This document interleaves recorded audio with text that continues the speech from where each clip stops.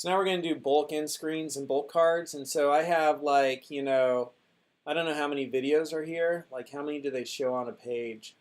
I wish it told me how many were on this page. Anyhow, 30 videos. Okay, I selected all 30. So there's 30 on that page. And then I've got 30 on this page. So that's 60 total. And then on this page, I have one. That one's already all done. So I've got 60, right, that I need to apply these to. And so I'm going to do bulk, and I'm going to choose in screens and copy. And I want the SPED in screen, special education in screen. So I just select it and hit continue. And then I'm going to select all these things because I want them all added to my in screen. I'm going to hit continue.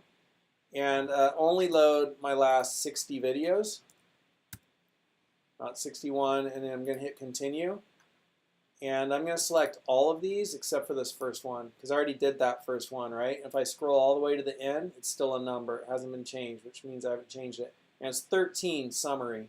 So I'm going to do 59. I'm going to add in screens to 59 videos, and that way when I go in and I'm ready to publish it, all I'll have to do is change the thumbnail, the title, the description, and the keywords, and the in screen will already be there. And we'll also do bulk cards here in a minute. But in this video, we're doing bulk in screen, so now I'm going to hit continue.